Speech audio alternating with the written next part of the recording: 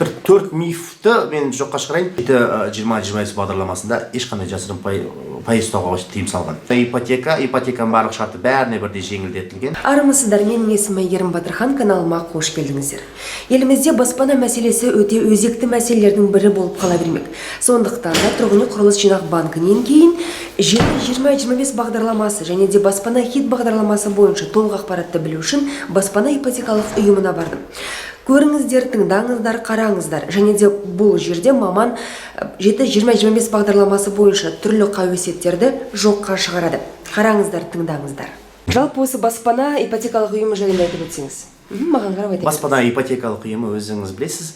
2018 жылдың басында елбасымыз бірінші әлеуметтік бастама көтергенде ұлттық банкке 7-20-25 бағдарламасын іске асыруға тапсырма берді.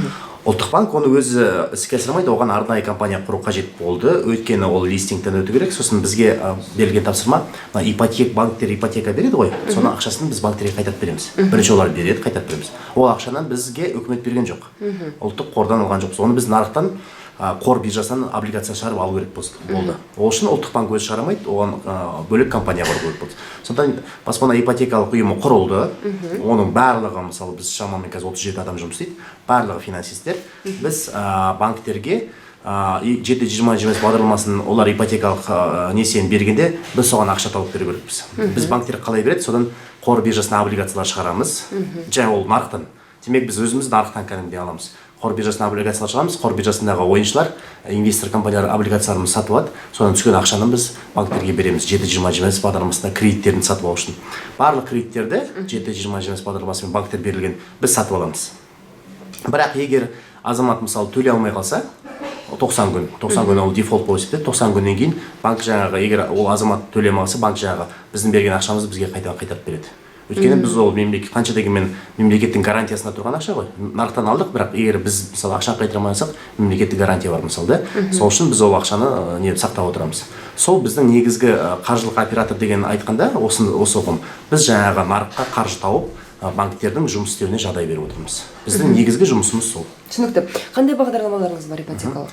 Біз ең алдымен, біз жалпы өзіміз құрылғандағы мақсатымыз 7-20-25 ипотекалық бағдарламасын іске асыру. Ол біздің негізгі бағдарламамыз, барлық біздің күшіміз, барлық неміз осы бағдарламаға жұмсады. Сонымен бірге 7-20-25 бағдарламасында кірмей қалған бір критерий бар, ол екінші қолданыста болған нарықтағы мысалы жеке азаматтардан сатып алатын ескі үйлер деп айтуға болады. Сол ескі үйлер 7-20-25 бағдарламасына кірмейді мысалы. Тек қана жаңа бастапқы үйлер. Сондықтан бірақ халықтың сұранысы өте жоғары. Бәріне жаңа үй шын айтқанмен жетпейді. Сондықтан екінші бағдарлама ашылды, баспана хит. Оның пайыздық үштемесі сәл жоғары, өйткені ол уже нарықтық бағдарлама есептеледі, оған ешқандай қаржы жоқ. Сондықтан біз өз тарапымыздан қаржыландырамыз да. Сонда біз 7-20-25 бағдарламасы мен баспана хит бағдарламасын іске асырамыз. Осындай екі бағдарламамыз. 7-20-25 бағдарламасы жайында толығырақ айтып беріңізші. Ол үшін жаңағы адамда қандай критериялары болу керек? Бір 4 мифті мен жоққа шығарайын. Бәрі қай жаққа барып кезекке тұруға болады деп сөйлейді. Бәрі кезекке тұрып, баяғыдағыдай мемлекеттік бағдарламаларда кезекке тұрып үйреніп қалған. Ешқандай кезекке тұрмайсыз. 7-20-25 бағдарламасы ипотека. Ол банктың ипотекасы.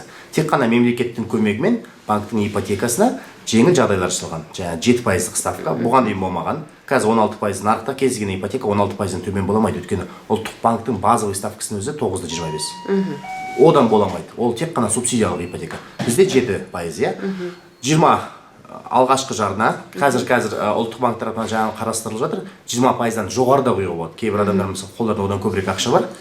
Баяғыда 20% ғана төле деп шектеп беретінбіз. Қазір одан жоғары қаржы мүмкіндігі болса құю мүмкіндігі ашылып отыр. Сосын 25 жыл енді былай қарасаңыз біздің еліміздің тәуелсіз Қазақстанның өзінде былай қарасақ 25 жыл. Үлкен мерзім 25. Бүгін туған бала 25-ке толып, шын айтсақ, отау құрады. Үйленеді мысалы, ол сол уақытқа дейін созылған ипотека. 7-20-25 негізгі ерекшеліктер барлық азаматтар қатыса алады. Шектеу қоймай жаңағы атында 5 жыл бұрын үй болмау керек, 2 жыл пропискада тұру керек деген онда ешқандай шектеу жоқ. Сосын барлық азаматтар қатысады, тек қана 3-ақ талап бар. Ол азамат Қазақстан азаматы болу керек. Мысалы бізге жаңағы ВНЖ дейді, вид на жительство, шетелдіктер ала алмайды мысалы бізге келген, тек қана Қазақстан азаматы алады. Екіншісі, оның басқа ипотекасы болмау керек. Сол алып жатқан кезде. Басқа ипотекасы болмау керек, атында үй болмау керек. Сол алып жатқан кезде үй болмау керек. Сонымен бірге ресми табысы болу керек. Бір жерде жұмыс істеу керек, немесе өзінің жеке кәсіпкер арқылы қаржы табатын табысы болу керек. Осы үш критерий. Сонда жаңағы басында үй болмау керек, мысалы 10 күн бұрын сатып жіберсе, қазір үй жоқ Сіз болса. 10 күн бұрын сатып жіберсеңіз, сізде берген уақытта үй жоқ болды. Ол ойып шектемейміз, иә. Баяғыда сатып жіберген жоқ үй шектемейміз. Қазір жоқ болса болды, ол қатыса береді. Жалақысы қанша болу керек? Ол үйдің бағасына байланысты. Банктер үйдің бағасына байланысты. Мысалы, қарапайым айтқанда 10 миллиондық үй. 10 миллиондық пәтер, оның қазіргі несі бойынша 2 миллион өзіңіз төлейсіз. Алдымен 8 миллион қаласыз. 8 миллионда сіз мысалы 25 жыл қалсаңыз, сонымен сіздің айлығың ай сайын төлеп тұратын неңіз 56 мың теңге болады.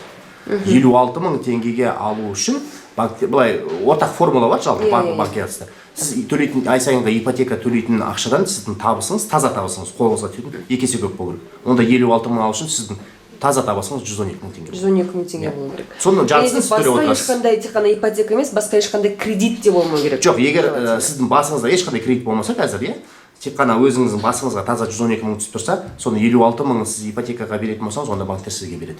Егер ол қалған 56 мыңға тағы бір кредиттер болса, әрине банктер ол сіздің жаңа 112 мың емес, одан сіздің табысыңызды үлкейту керек болады. Өйткені басқа да неңіз. Ал гарант ретінде мысалы жаңағы қосалқы борышкер дейді, созаемші гарант дейді, табуға болады. Табуға болады. Егер де жетпей тұрса, мысалы қазір көбі 110 мыңнан астам ала алмайды. Ол сізге гарантия береді, мысалы.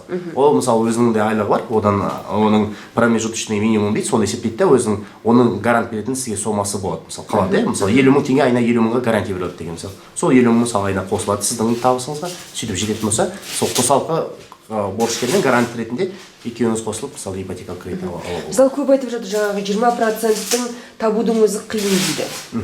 Оған да мысалы қосымша көмектеріңіз бар ма? Мысалы жаңағы 1 миллион теңге беріп жатыр әкім. Енді ол мемлекет әкімдіктер қазір көмектесіп жатыр, елбасы тапсырма берді. Ол бірақ бәріне бірдей емес. Негізі азамат ипотека алғаннан кейін бәрі қайтарымды ақша ғой.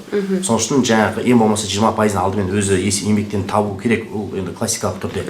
Ал мысалы әлеуметтік аз қорғалған топтар бар, бюджеттік сала қызметкерлері. Оларға елбасы нақты тапсырма берді. Мұғалімдер, дәрігерлер, полицейлер және облыстың өзінің қажетіне керек мамандыққа әкімдікке өздері кішкене не берсін, жаңағы тұрғын үй сертификаттары. Тұрғын үй сертификаттары 1 миллиондық теңге. Шамамен 10 миллиондық үйге есептелген, сонда 1 миллионы сертификат арқылы жабылады. 1 миллион азамат жартысын өзі табу керек, сөйтіп жеңілдетіп қазір беріп жатыр. Сонымен бірге қазір көптеген кәсіпорындар үлкен мысалы ERG бар, Қазақмыс бар, бәрі бар. Өздерінің азаматтарына сондай бір миллион теңгені беріп жатыр. Кім мысалы қатысқысы келеді ипотекалық неге? Осы жартысын біз алғашқы жарнасын біз төлеп берейік деген көмек көрсетіп отыр. Ол үлкен көмек. Ал бірақ негізгі таза біздің мысалы шарттарымыз ол 20%.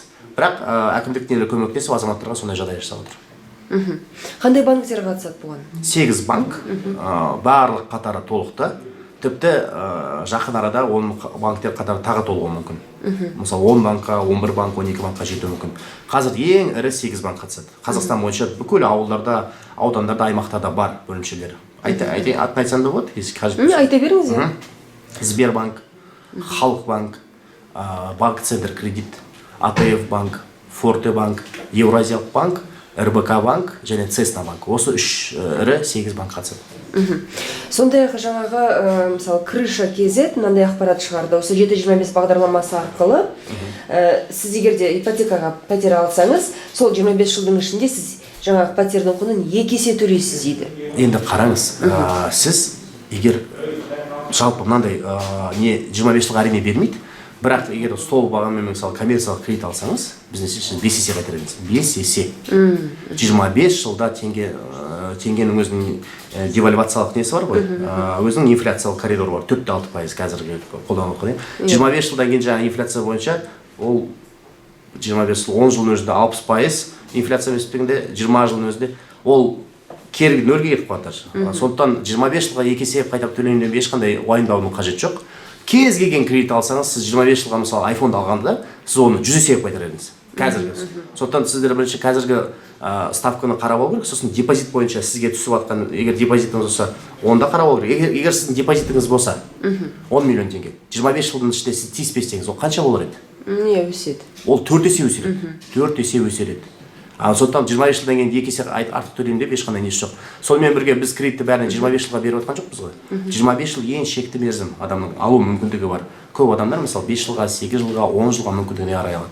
Мысалы 10 жылға алсаңыз, басқа кредиттерде 3 есе қайтарасыз. Мына жерде 10 жылға 10 миллион алсаңыз, оны тек қана 40%-ын ғана қайтарасыз.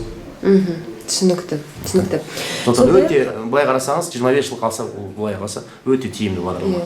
Сондай-ақ 7-20-25 бағдарламасына жалақысы үлкен адамдар да қатыса алмайды дейді, мысалы 300 мың 400 мың алады. Жоқ, қатыса бере ала ма? Адамның несі жетсе болды. Мысалы айлығын көп деп ешкім шектемейміз. Ең бастысы табыс айтыр, жаңағы ипотекалық несін жетсе болды. Басында үй болмаса болды. Түсінікті. Ал енді баспана хит бағдарламасы жайында айтып өтсеңіз. Баспана хиттің 7-20-25-тен 3 айырмашылығы бар. Ең бірінші баспана хит ол мемлекеттің қаржыландыру жаңағы несі жоқ. Ол қана бөлек ашылғанда азаматтардың жаңағы 7-20-25-ке ілінбей отқан азаматтардың үй таба алмай мысалы. Соған көмектесу ретінде. Оның пайызы ұлттық банктың базалық ставкасына шегеленіп қойған. Оның плюс 1,75. Ұлттық банктың базалық ставкасы бүгін 9,25 болып отыр. Дәл қазіргі таңда. Сондықтан 1,25 қосамыз 11%. 10% жоғары. 4%-ға жоғары мысалы. Қазірде 7-20-25. Екінші айырмашылығы екінші не қолданыста болған үйлерді береді. Вторичный рынок дейді жаңағы. Сіз жеке адамнан сатып аласыз. Оны береді. Демек, оның қолдану аясы кең. Кез келген жерде таңдап ала бересіз. Оны жаңағы үй салып бітуін несі күтпейсіз, иә? Үшінші айырмашылығы баспана хит 25 жылға емес, 15 жылға. Несі қысқа. Енді біз 25 жылға фондировать етіп бере алмаймыз, бұл коммерциялық не болғандықтан. Сол осы үш айырмашылығы бар. Тағы төртінші үлкен айырмашылығы басында үй болған адамда қатыса береді. Үй бар адам. Мысалы, сіздің басыңызда пәтер бар. Сіз қазір баспана хитке қатысып, екінші пәтерге ала берсеңіз болады. Түсінікті. Кірсеңіз болады, Марина Вячеславовна. Ол жерде жаңағы бірінші пайыз жаңағы 20% не төлейді? 20%-дан жоғары. 20% минималды, одан жоғары төлей берсеңіз болады. Қазір біз 7-20-25-ке осыны кіргізейін отырмыз ғой. Баспана хиттің ең минималды алғашқы жалақысы 20%. Ал жалақысы қанша болу керек сонда жаңағы? Ол тура сол жаңағы мен айтқанда. Тура сол жаңағы 15 жыл болғандықтан қысқарады. Неге оның мысалы 15 жыл болғандықтан несі кішкене ай сайынғы төлемі нетеді? Мысалы анықта 25 жыл қалғанда 10 миллиондық теңге, енді 56 мың болса, мына жерде 67 мың, 68 мыңдай болуы мүмкін. 11%-бен. 11%-бен, иә. Ол сәл кішкене ай сайынғы несі төлемі көп. Тиісінше оның кішкене жалақысы, оған қатысатын адамның жалақысы тиісінше 2 есе үлкен болу керек. Мысалы айына 70 мың шығып тұр баспана хиттен, онда адамның қолына тиетін ақшасы 140 мың мысалы болды. Иә, екінші деңгейлі жаңағы үйлер болғанның өзінде де олардың бір критериялары бар. Критериялары бар, 50 жылдан кәрі болмау керек үй болса. Мысалы 50 жыл, қазір 2019 жыл отырмыз, 69 жылда. 69-шы жылғы үйлерді аламайсыз, 70-ші жылғы үйді аласыз. Бұдан жаңағы кірпіш, панельный бәрі. Кірпіш панельге қарайды, ол ең бастысы жаңағы аварийный болмау керек. Аварийный деген акиматтың несі болады, жаңағы құлайын деп тұрған ескі үйлер бар ғой бізде, бірінші Алматы жақта мысалы, иә. Сосын жаңағы каркас камыш дейді, жаңағы ағаштан каркас неден салынған үйлерді қабылдамайды. Ол өйткені капитальный строительство болып саналмайды ол үйлер. Бұған қандай банктер қатысады? Бұған тура жаңа мен айтқан секілді. Ипотекалық бағдарлама ең оңай көрінгенмен негізі ол енді ай сайынғы несі бар ғой. Ең қазір мысалы пәтер жалдап тұрып жатқан азаматтарға өте ыңғайлы. Бәрібір ақшаңызды жаңа басқа бір азамат неге бөлек бір адам беріп кете береді. Ондай тұрып жатсаңыз, әрине сізге ипотеканы алып алған. Ипотеканы алып өзіңізге кірген дұрыс. Бірақ екінші мәселе өзіңіздің барлық қанша неңізді саралау керек те. Ипотека, мемлекеттік ипотека, бірақ қайтарымы бар. Жаңағы адамда не болмау керек те, мемлекет маған бәрін тегін береді деген жоқ, қайтарымы бар. Сондықтан осы өз күшіңізді саралап бәрін етіп аласыз. Мысалы кейбір азаматтар мысалы айтады да, қалай маған мысалы қолымда 2 миллион бол, қандай жолым, бірақ жұмыс істемеймін қазір деп мысалы. Ондай кезде мен айтамын, жоқ, сізді бәріңізді бүкіл Қазақстан азаматын ипотекаға нетудің ешқандай қазір мақсат тұрған жоқ. Мысалы 2 миллион болса, егер өзіңіз ғана жұмыс істеп кішкене нететін болса, онда жер алып, үй қарап, жер алып, үй салу мүмкіндігін қараңыз. Өзіңізге тиімді жолдарыңыз мүмкіндігін бойынша іздеңіз. Бірақ ертеңгі мүмкіндігіңізді саралап алған дұрыс, ертең қайтара аламын ба ипотеканы? Сосын айтпақшы, адам қайтара алмаса, бұны кім қайтарады? Жоқ, адам қайтара алмаса кепілге үй қойылады ғой. Болады ғой. Иә, 90 күн бойы қайтара алмаса, жаңағы кепілзатты өндіріп алу процесі бастайды банктер. Банктер өзі. Қазір мысалы мында заң шығады деп жатыр. Адам жаңағы өзі сатып, жаңағы. Ол мүмкіндік бар. Ең бастысы банкке основной долг негізгі қарызды қайтару керек. Өзі сата алады жаңағы. Иә, банк ондай мүмкіндік береді. Жалпы банк бірден үй сатып алмайды. Онда заң шықты ма қазір, жоқ әлде қарау үстінде? Менің нем бойынша ол қарастырылып неге жер жатыр. Қазір барлық заңдар ол да бар, жаңағы комиссия алып сол бәрі бір жерге жиналады да, бір ортақ бір пакетпен өзгерістер енгізіледі. Бәрі бір-бірден өзгермейді, сондықтан бәрін жинап жаңағы қазір. Қай уақытта шамамен? Енді ол ұлттық банкке сұрақ қойылады, әрине. Ол жағын енді олардың несі емеспін, жаңа білмеймін да. Сондықтан айтамын. Жаңа комиссия демекші, жасырын комиссия жоқ қой бұл жерде? 7-20-25 бағдарламасында ешқандай жасырын пайыз ұстауға тыйым салған. Тек қана адамның шығыны 7% болу керек болды.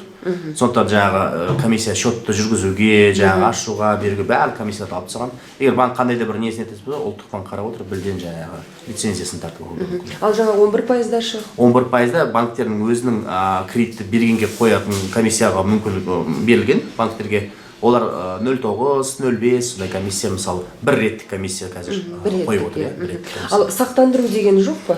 7-20-20-да сақтандыру жоқ. Банк сақтандырғысы келсе өз залогын, өзінің қаржысына өзі сақтандыру керек. Бірақ азаматқа сен сақтандыр, жоқ, талап ете алмайды. Ал 11%-да шы? 11%-да сақтандыру бойынша банктер өз шешімін қабылдайды. Бірақ қазір банктер баспана кредит бойынша сақтандыру талабын клиентке аударып отқан жоқ. Түсінікті. Болды жалпы сұрағым осы. Мен тағы бір айтарым, әр азаматтың үйлі болуына тілектеспін. Сонымен қатар 25 жылға деп төлеп жүрем ба деп ойындамай, жаңағы бұл бағдарламаның тек қана 25 жылға дейін, демек кез келген мерзімге 3 айдан бастап, кез келген 25 жылға дейін кез келген мерзімге өзіңіз қарап, шешім қабылдап, ақылдасып алу мүмкіндігі бар екен айтқым келеді. Адамдардың көп несі сол бір 25 жылға ойбай маған беріп қойса, соны 25 жыл құтыла алмай жүремін ғой деп жаңағы нетеді адамдар. Жоқ, 3 жылға алыңыз, 10 жылға алыңыз, 15 жыл өзіңіз қарайсыз. Сондай-ақ жаңа сіздерде әлеуметтік пакеттер қарастырылмаған ба? Мысалы, көп балалы аналар деген секілді. Тек қана ипотеканың барлық шарты бәріне бірдей жеңілдетілген. Бұл осымен не? Кез келген адам. Кез келген адам, көп балалы ана, полицей, не жаңағы мұғалім, жаңағы дәрігер, кез келген адам. Оны ешқандай несіне бөлмейміз жұмысына. 19-20 жастағы жас болсын, жаңағы кәрі болсын. Кәмелеттік жасына толды ма, қолына жаңағы куәлігін алды ма, болды. Демек ол жаңағы қабілетті жұмыс істеп жатқан азамат болып есептеледі. Жұмыс істеп соңғы 6 айына қарайды. Сол жұмыс істеп жатса, соңғы 6 айда сізбен жаңағы зейнетақы неңіз ұстай тұрып, 6 ай жұмыс істеп жатсаңыз, сіз кәдімгі төлем қабілеттігі бар азамат ретінде саналасыз да. Болды, рахмет сізге көп. Сізге рахмет. Жақсы. Сау болыңыз. Толық ақпарат алынды деген ойдамын. Бірақ та егерде сұрақтарыңыз туындап жатса, осы шығарылымның комментарийіне қалдырсаңыздар болады. Маманның өзі жауап береді. Сондай-ақ айтпағым, тағы да басқа қандай сіздерді сұрақтар мазалап жүр, оны да жазсаңыздар болады. Себебі мен болашақтағы шығарылымдарда сол сұрақтарға жауап іздеймін. Сіздерге қызықты болды деген ойдамын. Сау болыңыздар, келесі жүздескенше.